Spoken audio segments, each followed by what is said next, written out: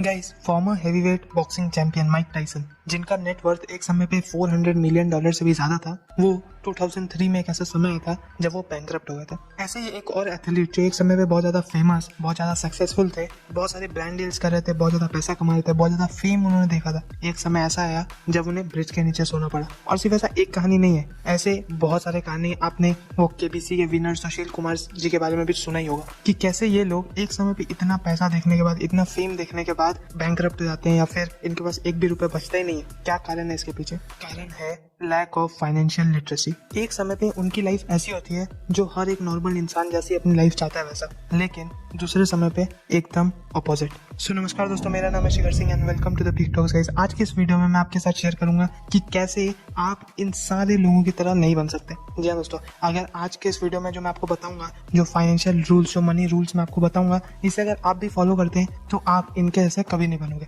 यानी आप सिर्फ और सिर्फ सक्सेस देखोगे, पैसे देखोगे, लेकिन वापस गरीबी नहीं देखोगे। सो गाइस, इस वीडियो में हमने फोकस किया है कि ऐसी कौन सी गलती आपको नहीं करनी अपने मिड 40s के बाद, लेकिन अगर आप 20s में हो अपने, तो आपको ये वीडियो जरूर देखनी चाहिए क्योंकि आप भी वो गलती करना अवॉइड करेंगे। लेकिन जो इसका पार्ट 1 वाला वीडियो था उसमें बेसिकली हमने उन लोगों के ऊपर फोकस किया था जो अपने 40s के पहले वाले लोग हैं, यानी 30s में या लेट 20s में जो लोग हैं, उनको अपने फाइनेंस को कैसे मैनेज करना चाहिए। सो अगर आप भी वो पार्ट 1 वीडियो देखना चाहते हैं तो एंड स्क्रीन में वीडियो अवेलेबल रहेगा, लेकिन उससे पहले आप ये वीडियो को फुल देख लीजिए। लेकिन वीडियो शुरू करने से पहले मैं आपको एक चीज रिमाइंड कराना चाहता हूँ कि अगर अभी तक आपने चैनल को सब्सक्राइब नहीं किया तो नीचे रेड कलर के सब्सक्राइब बटन पर क्लिक करके बेल आइकन प्रेस कर दीजिएगा, जिससे आपको हमारी वीडियोस की नोटिफिकेशंस मिल जाए।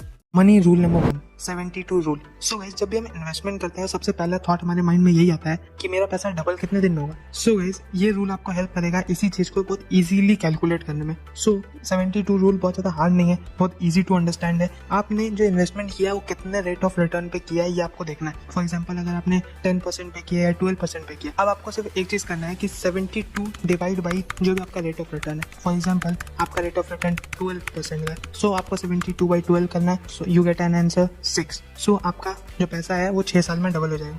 और अगर इसी तरीके से आपको ये जानना है कि आपका पैसा कितने दिन में 3 गुना होगा, सो आप 72 की बजाय 114 के साथ डिवाइड कर सकते हैं। और अगर आपको ये जानना है कि कितने दिन में 4 गुना पैसा होगा, सो आप 144 को रेट ऑफ रिटर्न के साथ डिवाइड कर दीजिए, आपको आंसर मिल जाएगा। लेकिन जब ये इन्वेस्टमेंट करते हैं तो इन्फ्लेशन का क्या, डबल तो हो जाएगा, लेकिन ऑफकोर्स इन्फ्लेशन भी तो है ना। सो इसी के लिए money rule number 2, 70 rule. Investment करने के बाद सबसे पहला थॉट आता है रिटर्न ऑन इन्वेस्टमेंट एंड दूसरा थॉट आता है इन्फ्लेशन, कि कितने दिन में मेरा पैसा अगर मैं इन्वेस्ट नहीं करूंगा तो आधा हो जाएगा, यानी अपने पैसे की वैल्यू आधी हो जाएगी। सो इसके लिए भी बहुत सिंपल सा कैलकुलेशन है, आप ये 70 रूल को इस्तेमाल कर सकते हैं। यानी जितना भी परसेंट इन्फ्लेशन का चल रहा है, फॉर एग्जाम्पल 5% चल रहा है, सो आपको 70 डिवाइड बाई 5 करना है, आपको आंसर मिलेगा 14। सो आपका पैसे का वैल्यू 14 साल में आधा हो जाने वाला है। सो इसी तरीके से आप भी बहुत इजीली कैलकुलेट कर सकते हैं इन्फ्लेशन को। Number 3, insurance rule. So guys, जब हम इंश्योरेंस लेने जाते हैं, life insurance, health insurance, mostly ये जो 2 इंश्योरेंस है सबसे ज्यादा इंपॉर्टेंट होते हैं। बहरहाल बाकी सारे भी इंपॉर्टेंट है, लेकिन सबके बारे में बात करेंगे वीडियो बहुत लंबा हो जाएगा,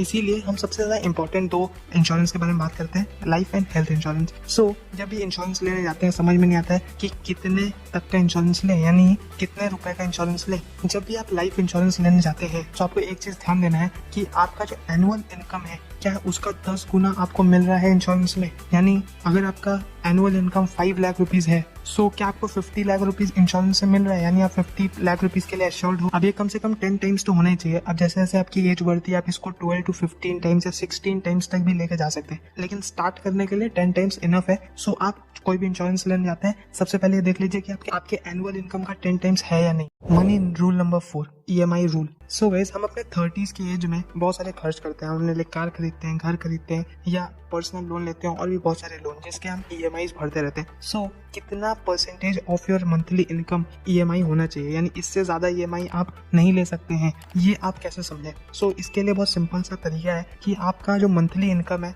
अगर आपका मंथली टोटल सारे EMIs को मिला के मंथली इनकम का 35% से ज्यादा है, सो इसका मतलब है कि आप ज्यादा खर्च कर रहे हो, आपको अपने एक्सपेंसेस को थोड़ा कंट्रोल कंट्रोल में लाना पड़ेगा। अगर 35% से कम है देन इट्स ऑल राइट, लेकिन जैसे जैसे आपकी एज बढ़ती रहती है, आप अपने 40s में आते हो, 50s में आते हो, तो धीरे धीरे ये और कम होते रहना चाहिए, बढ़ना नहीं चाहिए। और रिटायरमेंट से पहले ट्राई कीजिए कि EMI एकदम जीरो हो जाए तो सबसे अच्छी चीज़ है। बहरहाल अगर नहीं भी हो रही है तो जितना कम से कम हो सकता है उतना कम से कम रखना ज़रूरी है। लेकिन आप अपने 30s में हो या कोई भी एज में 35% ऑफ योर मंथली इनकम से ज़्यादा EMI नहीं होना चाहिए, सारा मिला के। Money rule number 5, retirement planning. Guys जब भी रिटायरमेंट की बात आती है समझ में नहीं आता एटलीस्ट कितना पैसा हमारे पास रहे तो अच्छा रहेगा रिटायरमेंट के लिए। सो ये रूल आपको हेल्प करेगा कि आपके रिटायरमेंट के बाद आपके पास कितना पैसा रहेगा तो आपके लिए सही रहेगा। सो गाइस इसका बहुत सिंपल सा आंसर ये है कि अगर आप अपने 60s में रिटायरमेंट लेने का सोच रहे हैं सो आपको अपने अर्ली 30s से यानी 30s के एज से ही आपको एटलीस्ट अपने मंथली इनकम का 10% इन्वेस्ट करना चाहिए। अब जब हम इन्वेस्टमेंट की बात करते हैं तो एटलीस्ट 12% रेट ऑफ रिटर्न की तो बात कर रहे हैं। सो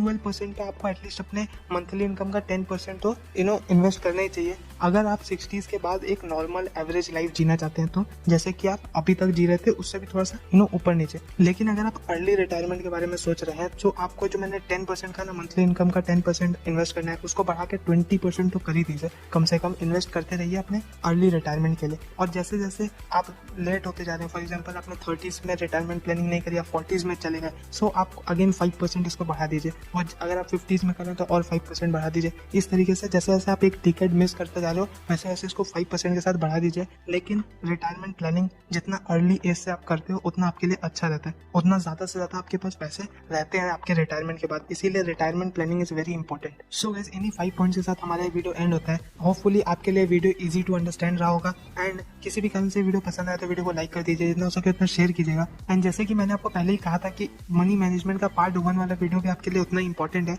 सो अगर आप वो वीडियो देखना चाहते हैं तो ये ऊपर वाली वीडियो पे क्लिक कीजिए। एंड अगर अभी तक सब्सक्राइब नहीं किया तो इस चैनल लोगो पे क्लिक करके आप हमें सब्सक्राइब भी कर सकते हैं।